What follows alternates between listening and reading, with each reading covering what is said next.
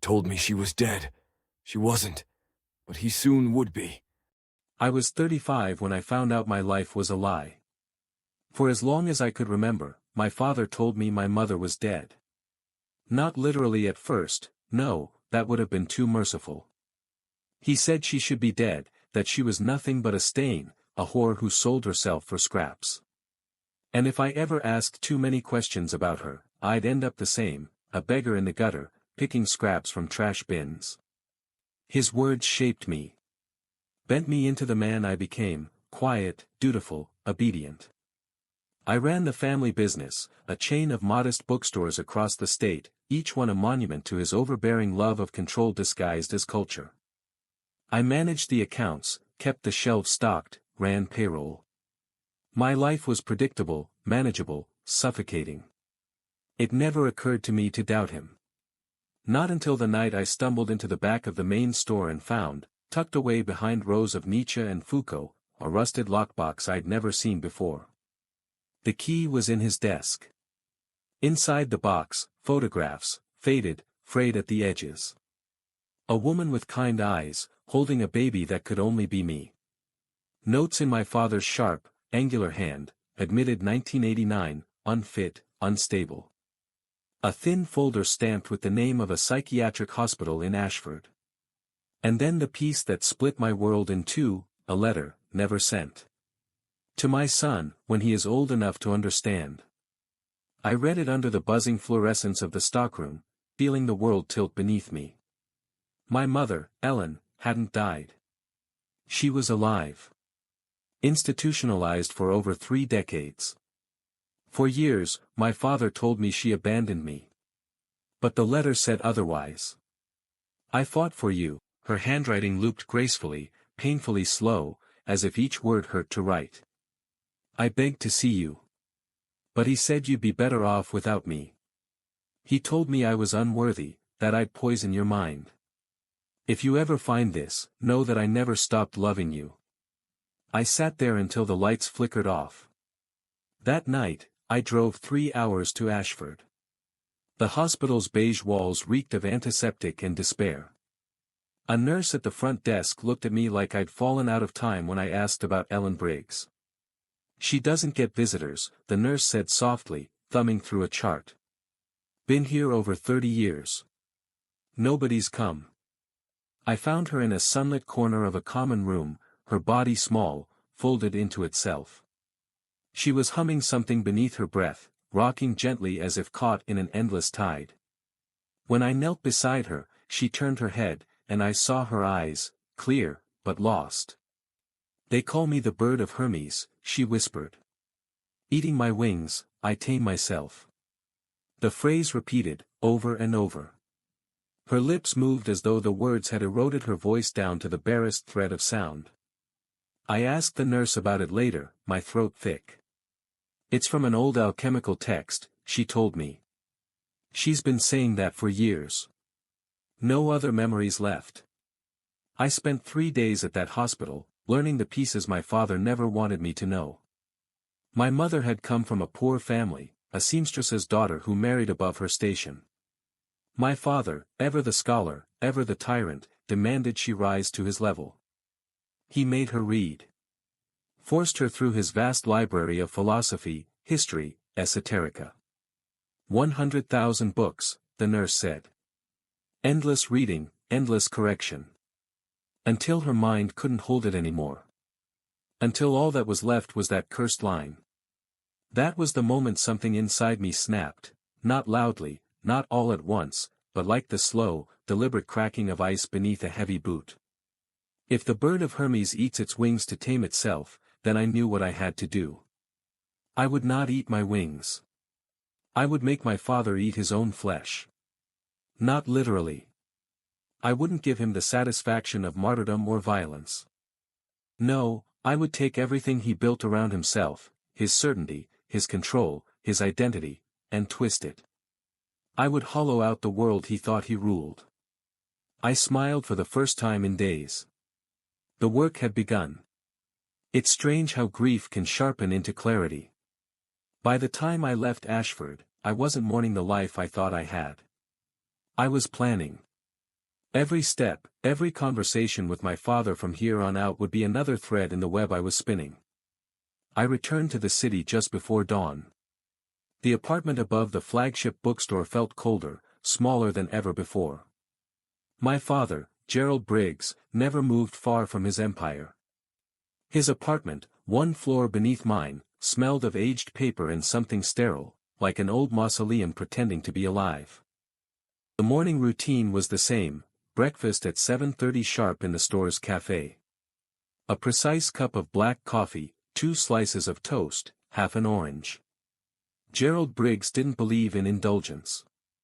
When I walked in, he was already seated, glasses perched low on his nose as he read the Times. He didn't look up when he spoke. "You've been gone." I slid into the chair across from him, steadying my voice. "Took a drive." He hummed, uninterested. "The quarterly reports are due by Friday." "Already handled," I replied. The silence stretched between us, brittle as glass.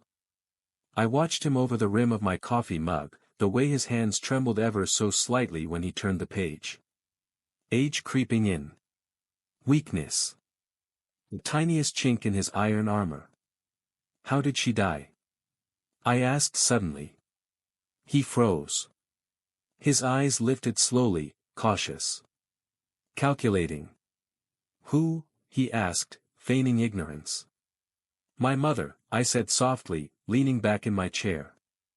The faintest twitch at the corner of his mouth, there and gone in an instant. "Why dredge up that filth now?" I smiled, just a little.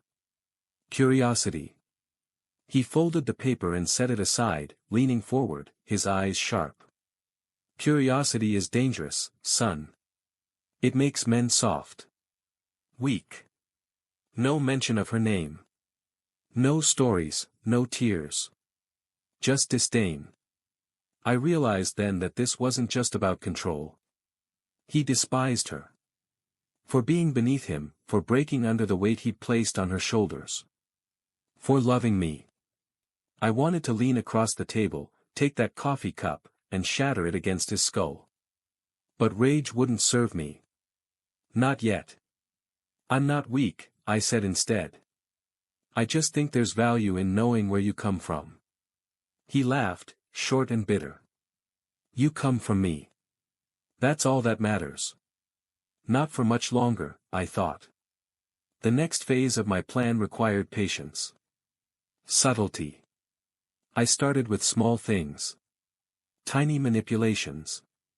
The man was set in his ways, and I knew those habits intimately. I'd lived under his rules for 35 years. Every night, he double-checked the locks on the store doors. I'd leave one unlocked. Just once a week, at first. Just long enough for him to notice, to question his memory. He'd recheck it 3 times the next night. Then I began misplacing books on the shelves, swapping philosophy for trashy romance, slipping in titles that didn't belong. He'd catch them eventually, frown, correct the mistake. But the seed was planted. If his kingdom could be disrupted, what else could? At the morning meetings, I altered the financial reports, small discrepancies, nothing major. I watched him comb through the numbers, furrow his brow, recalculate. The figures always added up, but not before he questioned his own math. Sleep deprivation became my next ally. His bedroom window overlooked the back alley. I paid a kid from the neighborhood to ride his skateboard beneath it at odd hours, rattling over the loose bricks. Once at midnight. Once at 3. The next night, nothing. Just enough irregularity to keep him on edge. Within a month, he was sleeping less. Within 2, I caught him snapping at the store clerks for imagined slights, accusing them of theft, laziness, betrayal. I knew the signs. I'd lived them. It wasn't long before the paranoia set in. One evening, I sat with him in the apartment, pretending to go over payroll while he recounted his suspicions. "They're scheming," he muttered, eyes darting toward the window. "I see the way they look at me. Whispering when they think I'm not listening." I nodded. "Encouraging. You've always been loyal, he added, softer. You'd tell me if someone was plotting. Of course, I said, steady as stone. But are you sure they're plotting? Maybe you're just tired. His lips pressed into a thin line. I know what I know. But he wasn't sure. That was the beauty of it. I ramped up the campaign in increments. He liked his tea a specific way, 2 bags, exactly 4 minutes steeping. I shortened the time. Switched brands. Watched him frown into his cup, unsure why it tasted wrong. I called in fake complaints from customers, subtle, plausible ones. A missing order. A late shipment. Never enough to warrant panic, just enough to shake his sense of control. The cracks began to show. I'd find him standing by the window late at night, watching the street. His face drawn tight, searching for ghosts that weren't there. And all the while, I smiled. It wasn't enough to ruin him financially. I wanted his mind to unravel. I wanted him to know the weight of losing reality, thread by thread, as he'd done to my mother. I wanted him to feel powerless. But I wasn't done yet. Not by far. The human mind is a fragile thing. Push it just right, and it'll fold in on itself like wet paper. I knew that from my mother, how easy it had been for my father to fill her with so much noise that her own thoughts drowned beneath it. But Gerald Briggs wasn't a woman who'd grown up poor, eager to please. He was a man who believed he could bend the world to his will. Breaking him would take more than whispered doubts. I had to turn the very walls of his life against him. It began with the clocks. My father was fanatical about time. Every room in his apartment had a clock, each set to the exact same minute. Order. Precision. Control. I started resetting them. Not wildly, not all at once. Just a minute fast in the living room. A minute slow in the study. His bedroom clock would lag behind the kitchen by 2 minutes, then 3. I watched the confusion bloom in his face when we'd meet in the mornings. He'd glance at his watch, then at the cafe wall clock, eyes narrowing, tapping the glass as if it had betrayed him. It's off, he muttered one morning, gesturing toward the cafe clock. I frowned, playing innocent. Looks fine to me. The next day, it was the lights. A flicker here, a bulb burning out prematurely there. He called the electrician twice, but they could never replicate the problem when they arrived. The wiring was fine. The circuit stable. But every night, when he sat alone in his study, the light above his desk would dim, just enough to make the print blur on the pages of his books. You're getting old, the shadows seemed to whisper. The real break came when I began feeding him his own lies. He liked to pretend my mother never existed outside of his terms. She was a stain, erased. But memories are hard things to scrub clean. I started slipping reminders into his world. One day, a worn paperback of The Bird of Hermes appeared in the staff picks shelf. He frowned at it, fingers brushing the cover like it bit him. Who shelved this? He demanded. I shrugged. Must have been one of the part-timers. He tossed it into the trash. 2 days later, it reappeared on his nightstand. He threw it out again. The third time, it was tucked into his briefcase. His hands trembled as he pulled it free, staring at the cover like it might burst into flames. I never saw him throw that copy away. Next came the whispers. He spent his evenings in the study, poring over books, redlining manuscripts for reprints, pretending the world outside his walls didn't exist. So I gave him something else to hear. I had tiny speakers installed inside the walls, nothing elaborate. Just enough to emit faint, distant murmurs at odd hours. A woman's voice, too soft to catch the words. But persistent. It started once a week. Then twice. The first night he mentioned it, we were sitting over dinner. Do you hear that? He asked suddenly, glancing toward the hallway. I cocked my head. What? He shook his head. Nothing. Just, thought I heard something. By the following week, he couldn't sleep. The dark circles under his eyes grew deeper. His hands, once steady. Sorry to interrupt your viewing experience. But we really need your support, namely a subscription to the channel, which can make it possible to hire a professional voice actor and make the best content for you. Began to twitch as he drank his tea.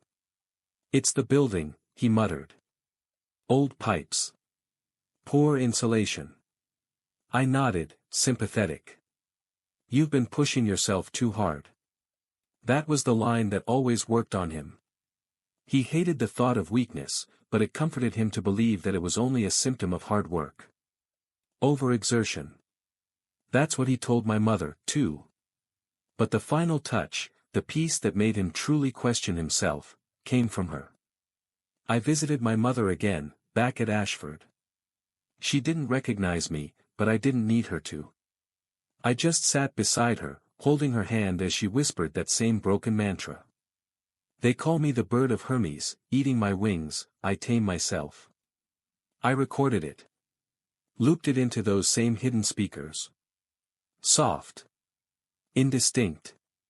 Like a memory breaking through the walls. The first night it played, he tore the apartment apart looking for the source. Pulled books from shelves, ripped wiring from the walls.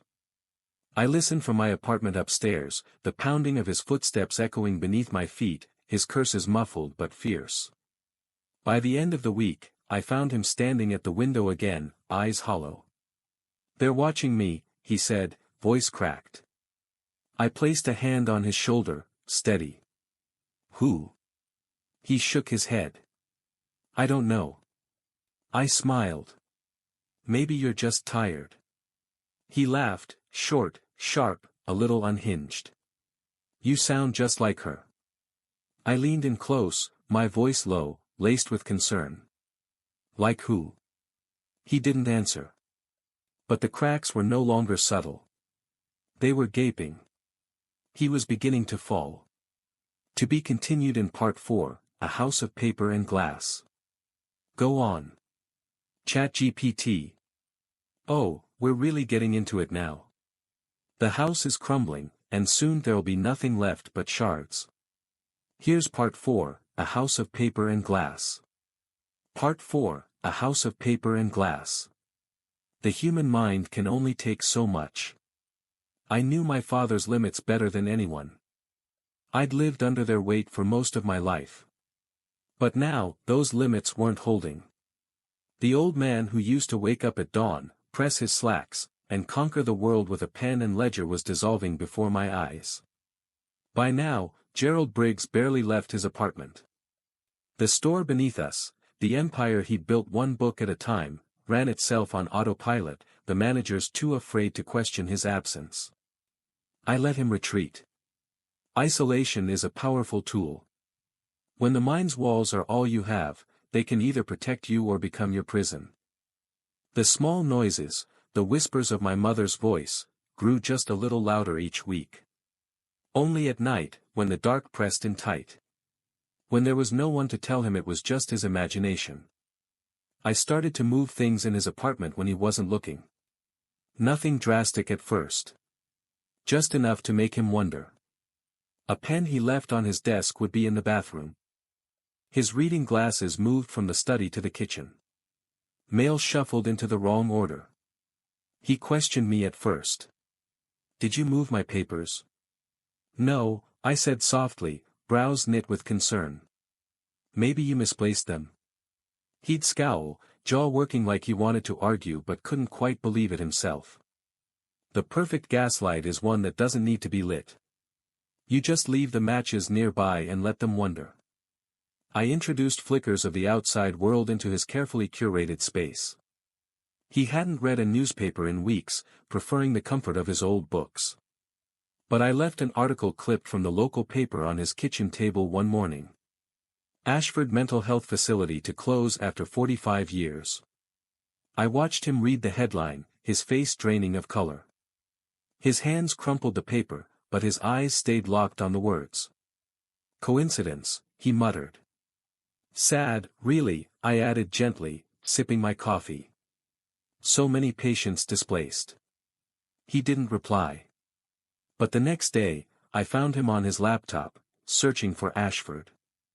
The browser history left open, as if he'd forgotten to hide it. The day after that, I caught him standing outside the bookstore, staring at the street like he wasn't sure how he'd gotten there. I followed him back inside, let him sit, watched him pour 2 sugars into his tea, when he'd always taken it black. His hand shook as he brought the cup to his lips. The breaking point was close, but I needed to fracture his reality further. I wanted him afraid of himself. Questioning what was real. Wondering if the world was slipping or if he was. I hacked his calendar. A simple trick, but effective. One day, an appointment would disappear. The next, a reminder would pop up for a meeting he never scheduled. Call Ellen, 2 p.m. I made sure that one stayed just long enough for him to see it before it vanished. The next morning, he confronted me, voice tight, laced with that old venom. "Have you been in my computer?" I blinked, tilting my head. Why would I do that? There are reminders. Things showing up. His voice faltered, lower now. Her name. I leaned back in my chair, frowning like I didn't quite understand. Whose name? His hands clenched the edge of the table. His nails were too long, untrimmed. He never used to let himself slip like that. Get the damn system checked, he growled. I'll handle it, I said gently, nodding. But I didn't handle it. I left it broken. The final blow came in the form of a letter. A replica of the one I'd found in that lockbox months before. My mother's handwriting, her words, copied exactly. I folded it, sealed it in an envelope, and slipped it beneath his door one evening. I waited. I didn't hear the sobs, he wouldn't let me have that. But the next morning, I found the envelope ripped to shreds, the paper torn, the pieces shoved into the trash like they burned his hands. He wouldn't speak of it. But his eyes, those sharp, cold eyes that had always cut through me, were clouded now. Distant. Like he was somewhere else entirely. By the time winter settled in, he was a ghost. The store ran without him. I took over payroll, the finances. No one questioned it. They were relieved, if anything. Gerald Briggs had ruled over them like a dictator for years. Watching him fade was like watching the fall of an empire. But empires don't fall without someone to write the history. So I started drafting the end. I hired a lawyer. Quietly. Power of attorney, easy to get when you have the right documentation. Medical records. Proof of mental decline. I gathered it all, piece by piece. Soon, the man who once owned everything would have nothing left. Not even the clarity of his own mind. I was almost there. Almost. I remember sitting across from him one afternoon as winter's gray light pressed against the cafe windows. His face was paler now, the faint tremor in his hands constant, no longer something he could hide beneath clenched fists or sharp words. "How are you sleeping?" I asked, stirring my tea. He shot me a glance. Suspicious. Paranoid. Fine. But I could see the hollow behind his eyes, the subtle sag of his shoulders. His tie sat askew, and his shirt was buttoned wrong at the collar. Little things. Things Gerald Briggs would never have let slip before.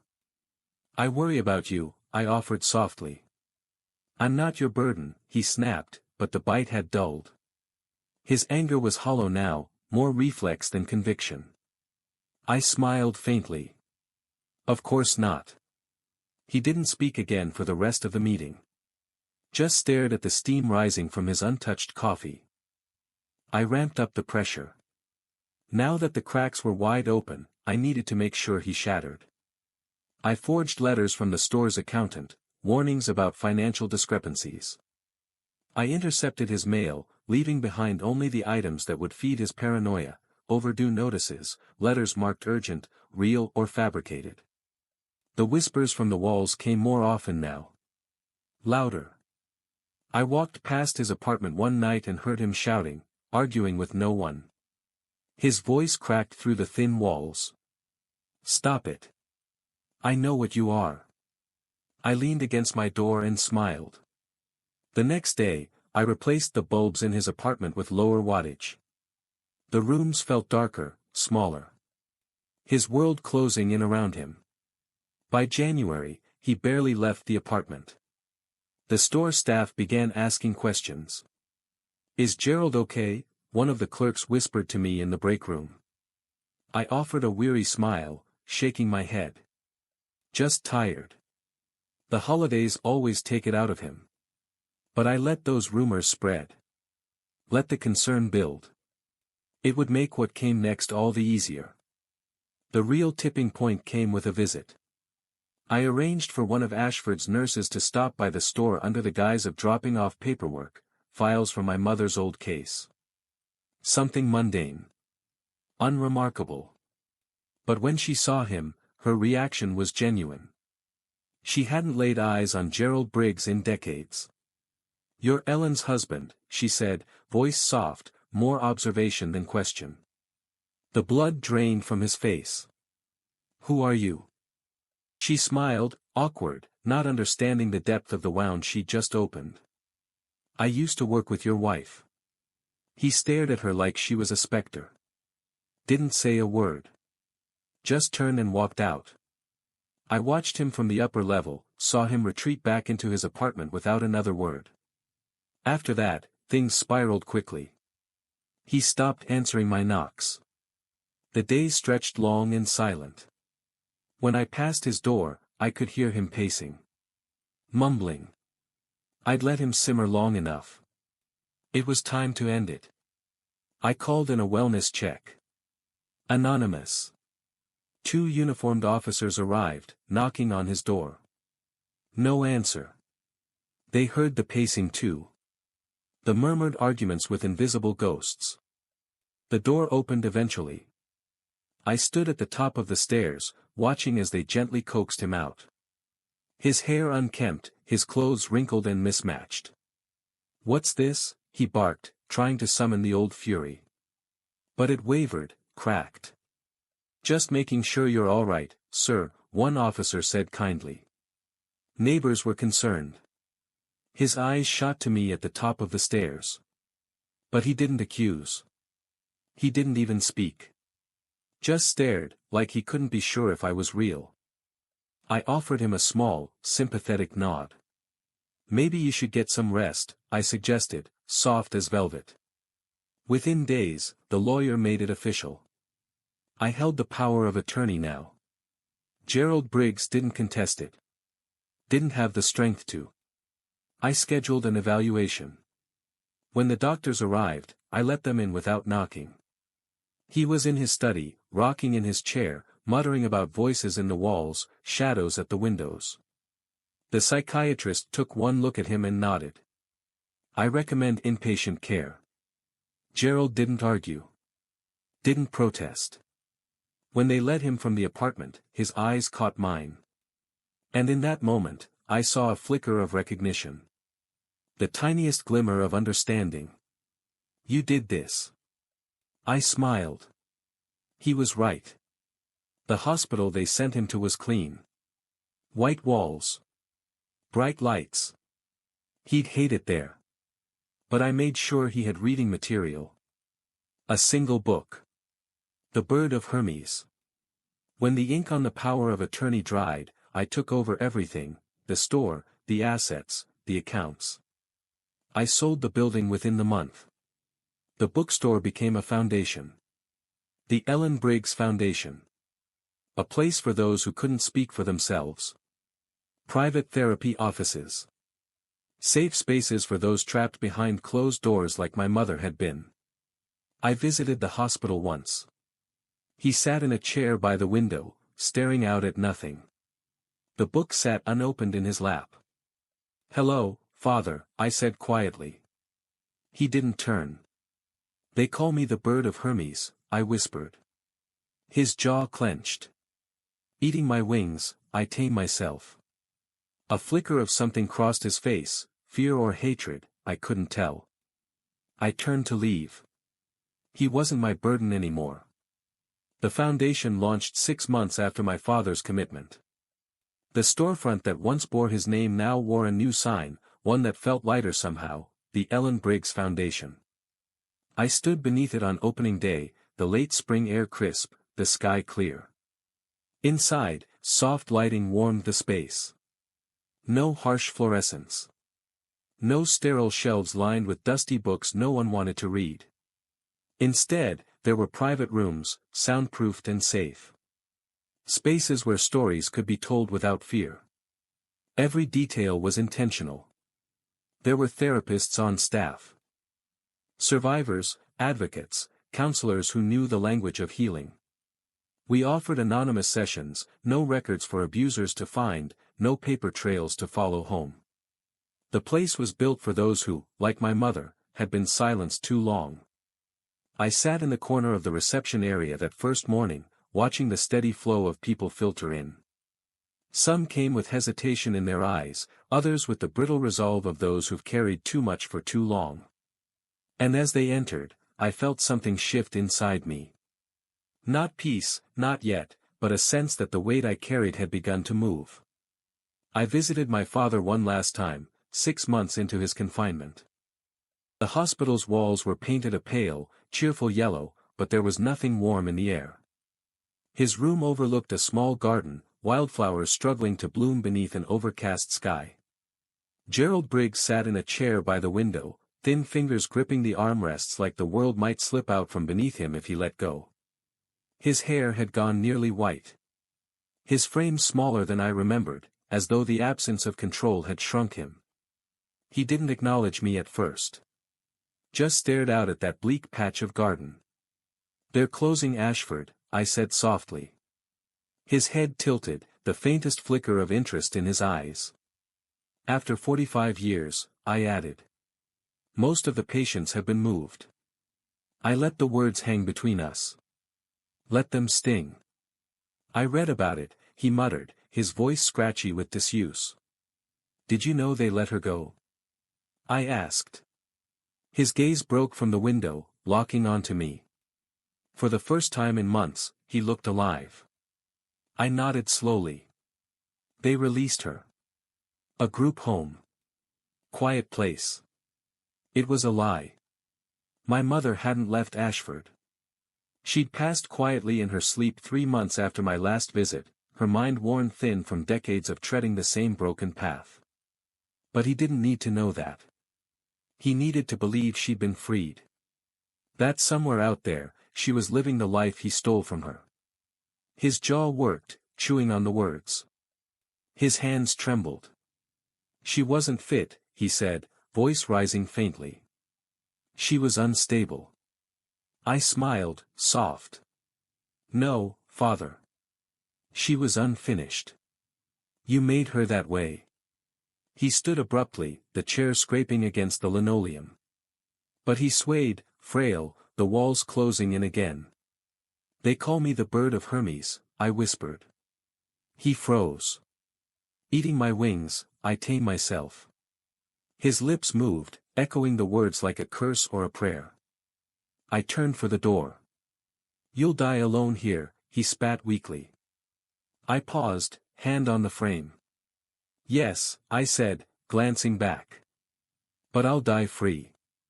In the months that followed, I didn't think of him much. The foundation filled my days. The work gave me something my father never did, a sense that I was doing more than surviving. I sat with survivors who shared stories of quiet horror. Of nights filled with shouting, hands that left bruises where no one could see. Of isolation, the kind that eats you from the inside. And I listened. I listened the way no one had listened to my mother. The last letter from the hospital came on a cold November morning. Gerald Briggs passed peacefully in his sleep. No next of kin listed. No visitors. No mourners. I read the letter once, then fed it into the shredder. I visited the foundation that evening. Sat in my usual corner chair, watching the staff finish their sessions, the lights dimming soft around them. The world outside the windows hummed along, indifferent.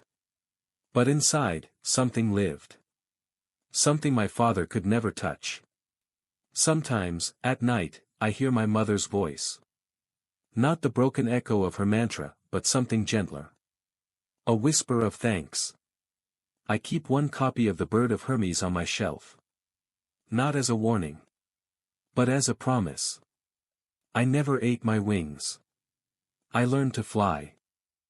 What do you think of the story? Write in the comments.